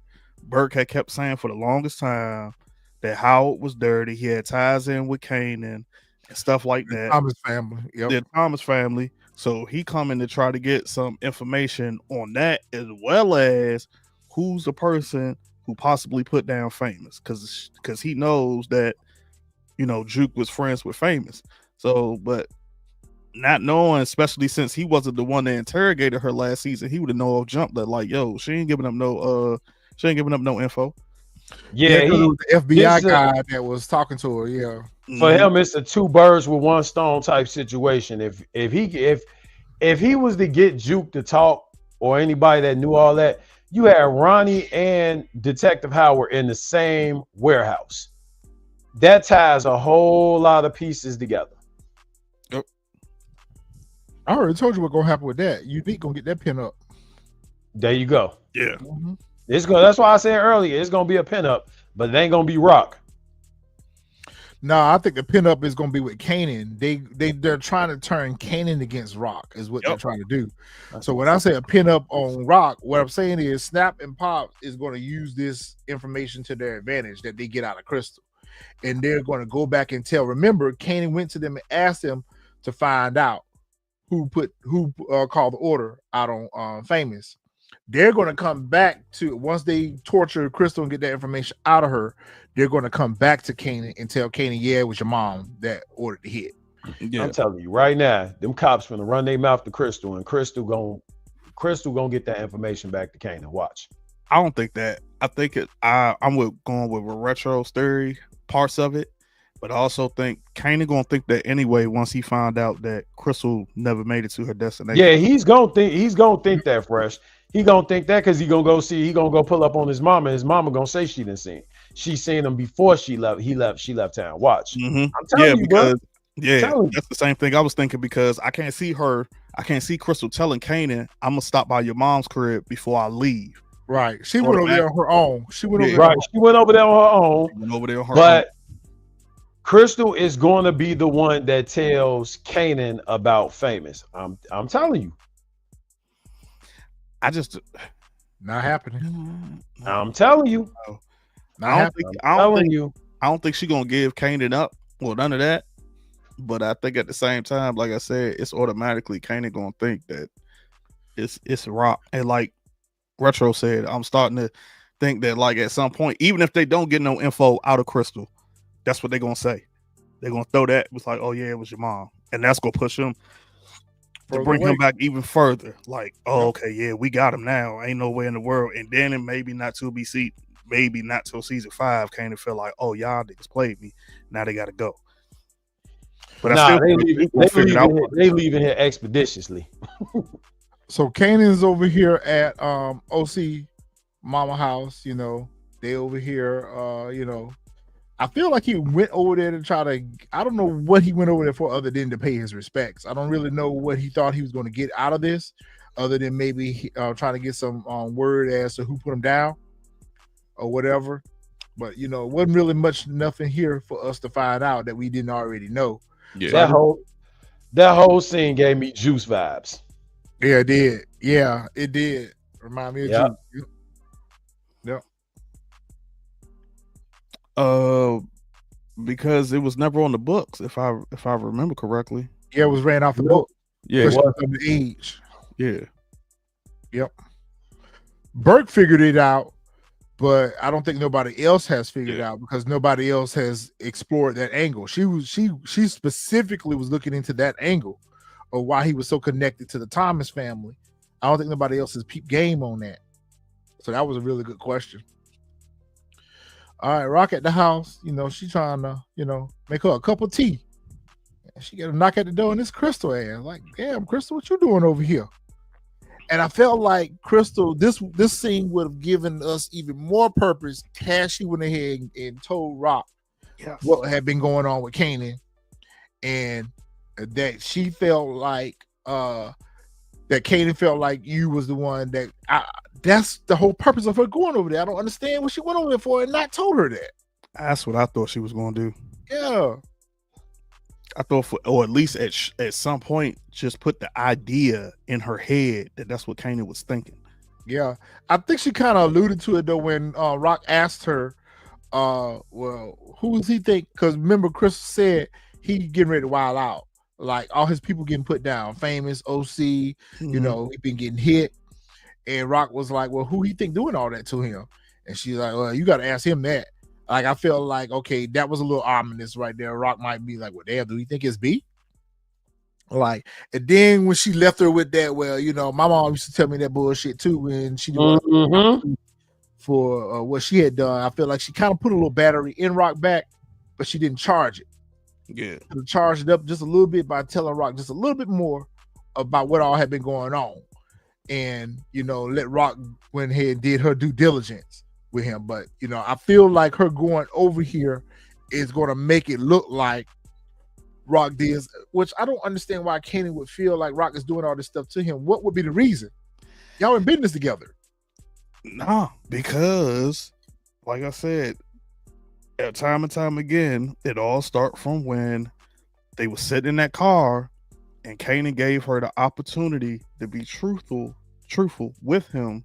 I get it. She lied again. Now anything that comes out of her mouth is a lie. Questions it. Yeah, he questions it. He questions it. And then because she put down D-Wiz, immediately he's gonna think the same way he thinks she put down Fame. He gonna be like, oh, yo, she put down Crystal too, because Crystal knew about our dealings in the business and everything. Like, he told Juke, I don't put nothing past Raq. Like, so that's where it's gonna come in at. And like I said, he's so blinded with rage because he on Raq with her, and he so busy trying to prove that he's smarter than her and stuff, like, and he ain't get along with her. And then plus when you have Ronnie and you got Snaps and Pop, all these people putting that battery in your back that your mom is your enemy. Yeah, he ain't gonna see it for nothing else. That's why he gonna think that it was Crystal that he gonna think that it was Raq that took Crystal out. But like I kept telling folks when they kept saying it earlier, like, yeah, Raq gonna take Crystal out. I was like, why though? Like, she don't know that much for Raq to put her down. Like, Juke would put her down before Raq. Yeah. And had good reason to put her down too. Good reason. And never did it. So Crystal was trying to make her way down to Delaware. Crystal was trying to get her way down to Delaware. She getting on the bus, and she get hemmed up by the cops. And I thought she was going to hold her ground. She was like, well, you can ask me whatever questions you got on the bus. And he was like, nah, you got to come down to the station. The detectives have, like, there's witnesses see that these cops came and got her off this bus. Yep. But again, even if that gets back to Kanan, he's still going to think that it's Raq's cops. Yep. That are doing the dirty work. Matter of fact, you know what? You just open the door, Retro. I know. What it's probably going to be. Yeah. Because he's going to be looking for her, and somebody on them streets going to say, oh, well, I saw 2 cops pull Crystal off a bus. I mean, it's witnesses. It's people seeing them take her up off this bus. When the word get in the street, they're gonna. It was the same thing about Famous. It's gonna be like, yeah, 2 cops yoked her up. And then when he go downtown to look for her, she ain't there. He gonna automatically think that, okay, yeah, Raq must have had her put down. Why my mama would put down my girlfriend, I don't know, but that's what he's gonna think. So this is just nothing but fueling his rage towards his mom. That's what's gonna make him pull up on Raq. But I think Raq is gonna be the one to tell him, like, yeah, I ain't got nothing to do with that. But I also think she's gonna help Kanan, and that's gonna be her way of proving, like, yeah, I didn't do this with Famous, and I didn't do this with Crystal. She's going to help him find Crystal. I'm telling y'all. I'm telling you. Watch. These cops are too sloppy. Y'all out here now don't. And that's what I keep saying. Y'all don't the arrogance. Get seen taking her. The arrogance. Yes, they sloppy. All right, these dummies still sitting out here. It look like it about to be about a good 1 o'clock in the morning. It look like it Ain't nobody on the street. yeah, it look like it about to be a good 1 a.m. About a good 1:30 a.m. Homeboy was asleep. Yeah, homeboy was asleep. Yeah, Julius was over there. Julius was over there snoring. Yeah, he wants something to eat. And Kenyatta told him that you leave, I'm coming to get you too. Yo, they see B-Rilla. You right, Fresh. I feel like this was all a setup. Mm-hmm. They seen B-Rilla come out, and whatchamacallit wanted to go ahead and drop him. He was like, man, we could get the other one later. Let's get him now. Man. And Lou pull up on him, Jumbo. Bang, bang. Bang, bang. Bang, Bang, bang. bang. Yep. All y'all crazy people that kept talking about that was Lou putting down Stefano. I was like, why would Stefano be in the front seat of a Caprice?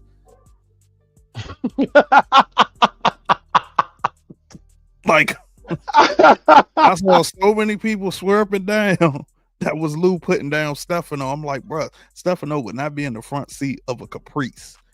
Like, that was an Oldsmobile. That was an Oldsmobile 88, wasn't it? Oh shoot, it was an 88. It was an Oldsmobile 88. Oldsmobile 88. Yeah. Still, but I mean, you still wouldn't see Stefano ride in the front seat of an 88. You wouldn't see it. You wouldn't see him in the front seat. Period. Yeah. Right. Yeah. Only thing on this scene, I wish they would have showed how Lou snuck around. Yeah. And walked up on him. I guess he went out the back door of the studio. Came up the block. Yeah. But this right here, I was like, oh, he on demon time like Juke. Yeah, he on demon time. Demon time. Yeah. He was happy. He was like, he missed this. Yeah. That look on his face like, man, I missed this thrill right here. Yep. Like, yeah, try me again. Yep. He put Kenyatta down. All right, so that was it for this week's episode. Like I said, this was a solid 10. This was a great episode. Next week is going to be a banger as well. Again, it's written by Sasha Penn. So like I said at the beginning, anytime you got the showrunner that's writing these, and these are the last 3 episodes, you know there's going to be action-packed. Yeah, there's going to be action for sure. Like I said, this episode for me was a 10. Lou, I'm telling you, you better watch the company you keep. You better watch the company you keep. Oh yeah, you still think Wig is a Yeah, Wig is some not right about Wig. Wig is a something or somebody. She's a situation. I don't know what kind of situation she is. I don't feel like she's an informant, but I feel like she's a problem. She's a problem. Come on now, you know relationships in the power universe. Come on now. I just, and I get what you're saying. She's gonna be a rider. What you think she's gonna be a rider? No, I don't think she's gonna be a rider. But I feel like at some point now we're about to be. We on the last 2 episodes. We about to be on the last 2 episodes. We're episode 8. I would have think by now we would have saw somewhat of an inkling that like she was a CI or she was. I agree with that. Yeah, like she was undercover or something. I don't think she's. I don't feel like that's what she is. That's why I don't feel like they would have revealed that by now if she was working with law enforcement. But that doesn't mean that she's still not a problem for him. Yeah, I think she might use that to her advantage with Lowell or something like that to move up in the record joint or something like that. I don't know, but I don't think she's a rider. I just don't think she like a CI or undercover or nothing like that. So in this scene right here, we have the detectives pull up on Lou and B-Rilla and ask them, like, listen, y'all was in the studio during the shooting. Did y'all hear anything? Did y'all see anything? Mm-hmm. Nope. We ain't heard nothing. We ain't saw nothing. Not nothing. You're working all night in the studio. Yep. So I don't think that's going to go no further. There go y'all boy. There go y'all boy. So all right, who do you think he's putting down? E-Tone is his character's thing. I don't think he's putting down anybody. I think he's probably about to put down somebody, but he don't. I think go ahead, bro. Oh, go ahead, bro. Now I kind of feel like he rolling up. I don't know why I kind of feel like he rolling up on Unique for some reason. Nope. And about to, and then he joined Unique crew. I mean, he probably could be putting down somebody. I just don't know who he's putting down. I'm finna tell you. And then I also feel like this was something that I thought when I saw this. He also possibly could be related to O-Cee. Nope. I don't know, but I just Oh damn, DeMarcus. See, we had our same. Yeah, DeMarcus just we had said. the same. We had the same thought. That I think that this gonna be one of those Jersey cats that are working with Akbar. That's gonna be one of the wildest ones. That's gonna be the hitter. Yep. I think what they're gonna do is go finish off the rest of Rock's restaurants. That's what I think they're gonna do. I think they're gonna go because remember in one of the trailers we saw one of the restaurants go up in flames or blow up or something like that. I think he's going in. He's dropping the rest of those Chinese people off in the restaurants. I feel like they finishing off the rest of Rock's business, and I think that's what he's doing here in this scene right here. Yep. Yo, don't you say that? Is that green behind him? That might be David. Could be putting down crazy ass David. Could be. I know they're gonna finish off the restaurants though. I know they're gonna finish them restaurants off because remember, even Stefano said something to her last episode when she was like, "Oh, we got the restaurants on lock." He was like, "What fantasy world do you live in?" So I feel like a Unique's retaliation for them putting Quan down is now he's gonna go put down those people at the restaurants. So Rock ain't got no way to move her work now. But if that's the case, this is gonna be a problem. This is gonna be the problem where this is gonna be the thing where Russo and Unique fall out. Yeah, this is what's gonna. Yes, I agree with you on that because remember that's gonna be the thing where Russo and Unique fall out. Remember you say we want no bloodbath. This is what's gonna cause that. I have a theory. It might be a little far fetched. So I'm thinking at some point, Unique finds out about Early Tyler dealings with Stefano and Marvin. And so, like you were saying, Retro, to whatchamacallit, he sent him to go put down Early Tyler, which makes then that's what makes it looks bad on Marvin, and it looks like Marvin is the one to put down Early Tyler, but it was them. Like I said, I know it's a little far fetched, but okay, so episode title for 409 is About That Time. The description reads: Kanan, suspicious of Rock's involvement, investigates Crystal's disappearance, which we already know where that's going. Rock faces fallout from Unique's retaliation. Oh, and Marvin's mistake. So your theory and my theory both could be right. Yeah. Jukebox revisits her past, and Lou embraces his new pal. I think you are absolutely right. I think that could be Etone putting down Early Tyler, or he could be putting down them folks at that restaurant. Yeah, we'll see when them pictures drop tomorrow. But that's it might be what's his name? David. It ain't David. Could be Irwin. Irwin. Yeah, it could be Irwin. Yep, could be Irwin. Yep. Kanan and Juke back here at this diner, and I think that they're going to be at odds this episode. I think that once Kanan tells Juke about Crystal's disappearance, and of course he's going to blame Rock for that, Juke will be like, "Yo, why you keep blaming your mom for everything? Like, you need to think about this." And the crazy part about it is you're not suspicious of Unique in no way, shape, form, or fashion. No way. Even though Unique has not had anything to do with Famous getting put down, but he is the reason why you've been robbed twice. Exactly. But that's what I'm saying. He got a blind rage just like Unique. And remember, Juke even told him about Unique, and what he say? I'll put him down just like I did Ronnie. I ain't scared of Unique. I wasn't scared of Ronnie. Like, okay. Ronnie. That's my mom's. That's my mother, Ronnie. Yo, Ronnie. I ain't scared of you, Ronnie. Okay, Kanan. Whatever. Like, Mom said, beat his ass whoop, man. Juke looking at him like you stupid. He's looking at him like you stupid. Like, all this stuff can't be connected. All this stuff can't be connected to the same person. Like, you need to start looking at this. If he's coming after Rock, what makes you think he's not coming after you? I feel like Juke gonna have that hard conversation with him. DeMarcus, bam. He definitely by this point he should have. Hey, you right, DeMarcus. That's a real good one, DeMarcus. That's the best one this episode. Yeah, he definitely. Damn, DeMarcus, you good, man. Was talking about Unique and that Unique robbed and smoked O-Cee. Exactly. He should have been peep game on that when she said she saw the scary guy with the scarred face. Right. And that's like 4 episodes ago. Yep. That was a good one, DeMarcus. They smacking this girl around. They smacking her around. She's being beat up. She ain't gonna make it. once Pop pull up on her, because I do believe the silhouette. I don't know if we got the screenshot of the silhouette, the person that's approaching her in this scene right here. Mhm. I believe that person in silhouette is Pop. And I think Pop is going to go in there and try to get information out of her about Kanan. Once she give up that information, she's getting one in the head and two to the chest. Yeah, because Snap to me, he look like he the one who don't do nothing. It's always Pop. Pop. Yeah, it's Pop. Pop is going to smoke Crystal. That's what I meant. Pop is going to pull up on her. Yeah. And question her. Yeah, Pop, she always the one. She be ready for whatever. And she might even put her down herself. That's true. Pop might even put her down herself. I get where you going with this M2, but I don't see her getting out of this.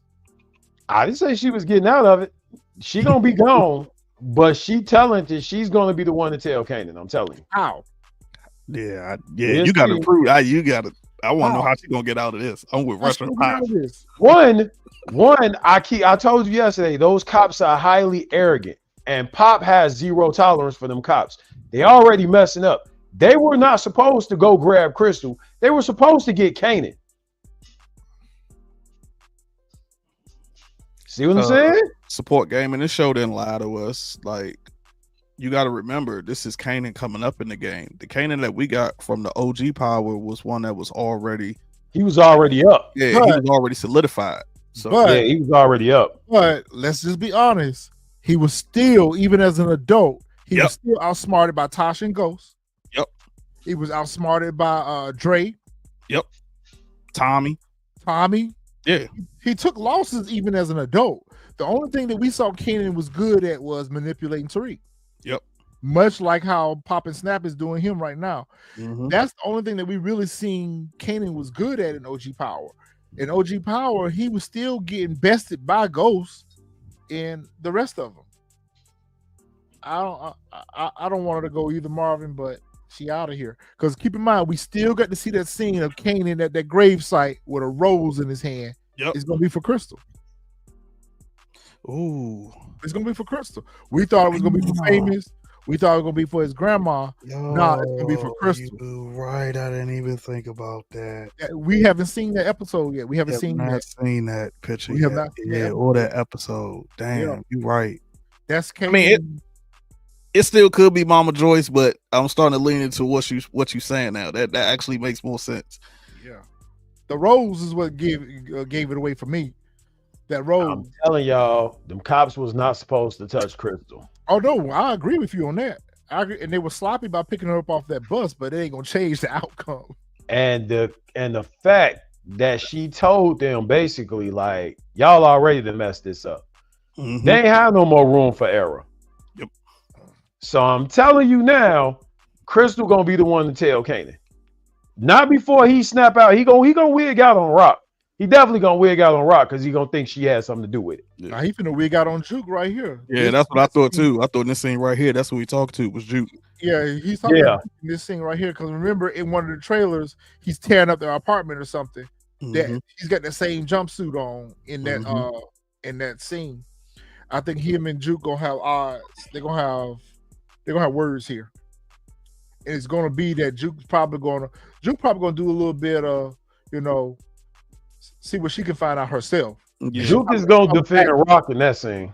She probably gonna come back to Kanan and say, I don't think that she's probably even gonna say what Bonnie and Clyde talking about. Like I really think that she gonna probably try to put two and two together at this point. Yep. At this point, it's episode 409. It's time for them to start putting two and two together. Yeah. Because remember, she did it last season when Kanan did the whole quote unquote kidnapping of himself with Ronnie and all them. I think this is going to be the episode where we see that where the product moving through the loading zone, DeMarcus. Yeah. I think she just got the product. The product. Yeah. Yeah, she just got it. Yeah, I think it's going to be this episode.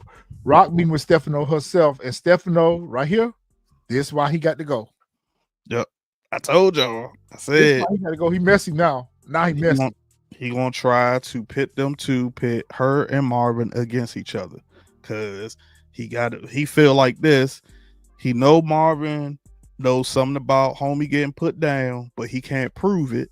Mm-hmm. So he like, okay, if I tell Raq this, Raq going to put him down, and now I kill two birds in one stone.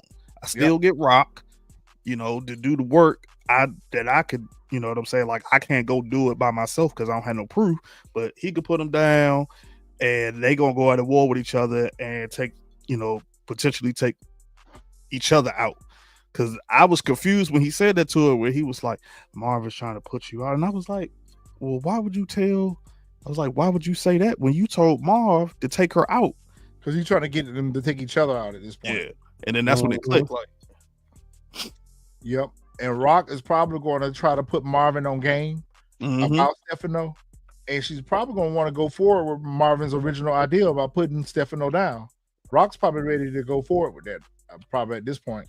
Either that, or she probably going to tell Marv, like, bro, you're going to have to lay low for a while. Okay. And you know what? I can live with that. You know why? Because, and I'm not going to say it on here, but remember, Retro, go look at episode 10 description. I'm not going to say the description on here, but that's why I think she might tell him, like, yo, you got to go lay low. Like, you got to go lay low. I think that's exactly why she's going to tell him, like, you've been messing up too much. You out. Go lay low. Go to Florida. Go somewhere. I'm about to take care of all of this stuff real quick because you messing up too much out here. And then especially with that scene, which I think is on here when you get to it, that one scene where he about to unalive that dude, I think that's more that's going to come out. Who Unique meeting with right here? Is that Russo? Yeah, that's Russo. That's Russo. That's Russo. Yeah. And this is probably where Russo finna probably tell him that I don't want to be bothered with you no more.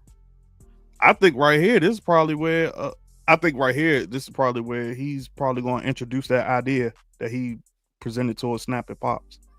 Oh, same idea about idea in the parlay. Mm-hmm. Or it could be that you don't create too much chaos. He didn't create him. Yep. He didn't create waves. Yep. I don't want to be bothered with you no more. So we'll see. I personally think this scene right here is Marvin. I think he's gonna get a call from that Amber girl. Going back to Amber, y'all were talking about her earlier. I think he's gonna get a call from Amber saying that her foster father has been touching her, bothering her. Marvin gonna go over there and try to see about that man. Oh, you know what? When Marvin gave her that envelope with money and he put his number in there and said, if you have any problems, call me. This is what I think it is. This is what I think that is. Forgive me, y'all, for I'm thinking of when y'all said Amber, you know who I was, and that's not even her name. I was thinking about the girl from the previous season that he had Sal's son go on that hit with, but I forgot. Remember they hit the wrong person? Yeah.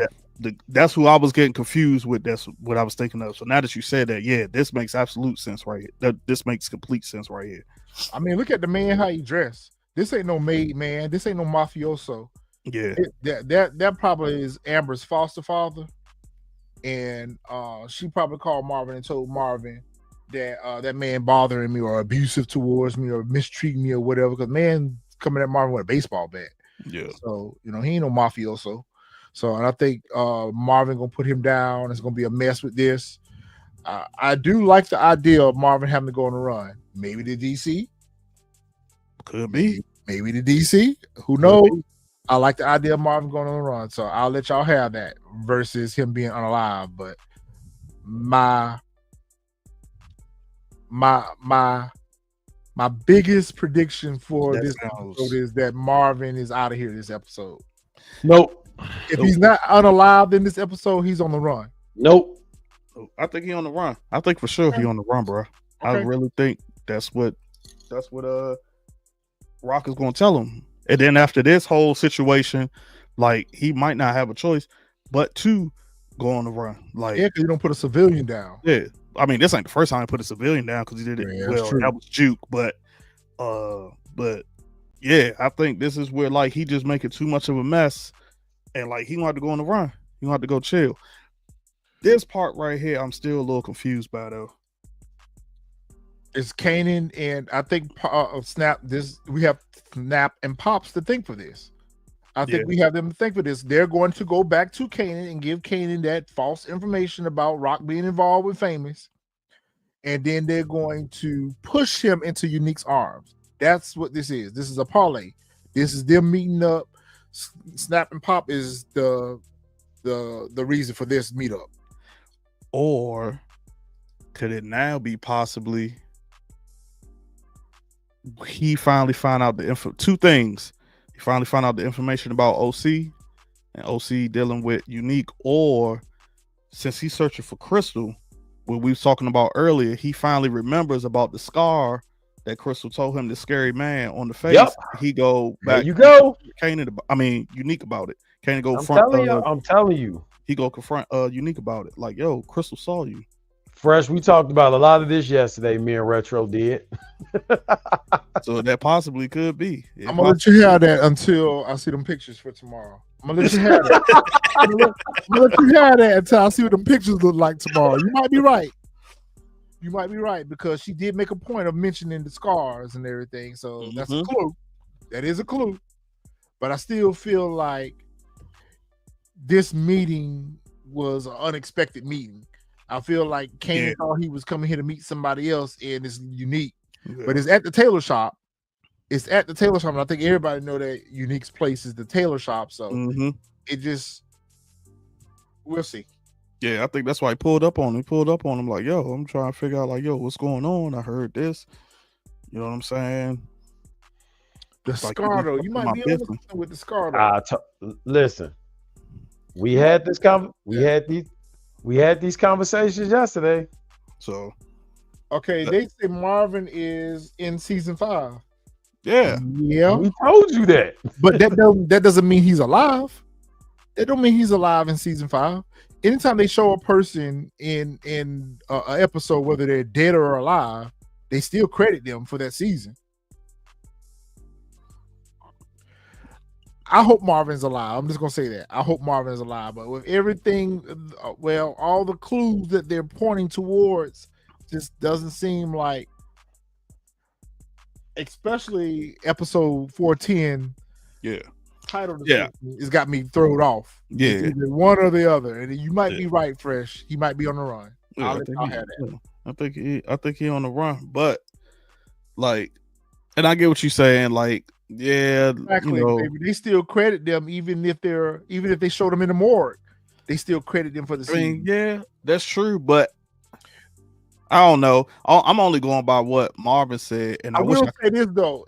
If Marvin is unalive, they better have him go out like Julio did in OG Power. Yeah, facts. Or they need to have him go out like Kanan did. Glory. Yeah, a blaze of glory. I had no sucker just come up behind him, just pop. Nah, like we saw it when he was dating the girl from his anger management joint, and the dude caught him slipping. The mob caught him slipping. Oh yeah, out by mistake.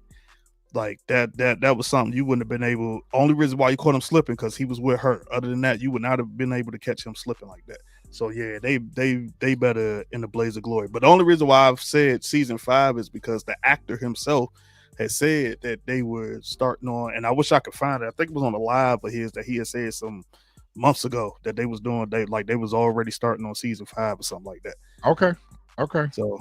But like you said, he could just be flashback scenes of him in season 5. Well, I hope that Marvin is still with us for a little while longer. I'm not ready for the Thomas family to be broken up yet. Yeah. Even though it's kind of odd though, we're at 4 seasons and we ain't lost, other than Mama Joyce, we ain't lost nobody from the Thomas family. So it's time for them to take a hit, y'all. Y'all act like it's not time. Funny, I could have swore I saw support came and say that earlier. I could have swore I saw him say something about like people. The Thomas family ain't took no L's yet. That a main character ain't get taken out yet, and people was complaining about that or something like that. I can't remember. I saw it, but it's time. Yeah, he did. He said it. It's time. I mean, we ain't seen the main character go out from the Thomas family yet. It's time for them to take a loss besides their mama. Unless that's what they gave us for this season, but come next season, time for bodies to drop, yo. Somebody got to go. All right, y'all, fam. Thank y'all for tuning in and checking us out this week. We appreciate it. Y'all make sure y'all hit that like button and share the video out on your way out. Make sure y'all drop y'all comments. We want to keep these theories going. Y'all be on the lookout for our prediction videos. Y'all know we love to do these prediction videos, but we try to actually follow the story that we're seeing and the writing to give you our predictions. We don't just come up with far-fetched things. We actually try to tie it into scenes and things that they've showed us already. So y'all make sure y'all check those prediction videos out. All right, fellas. Any last minute things? Nada. Can't wait till episode 9. I Can't wait, yo. Can't wait for it. Damn near don't want this season to end because Yeah, it man. ramped up. It ramps up towards the end because this episode had me up all night. It had me up all night Thursday, yo. I was ready to go live. Man, like I said, I hit y'all when I seen that snaps and pop joint. I was like, I told y'all. Yeah. By that point, boy, Yeah, I you was was so up texting back and forth all night. I was so amped by that point. I couldn't go to sleep. It took me forever to go to sleep. Yeah, you was right. All right, fam. We will see you guys next week. Fellas, signing out. Signing out, y'all.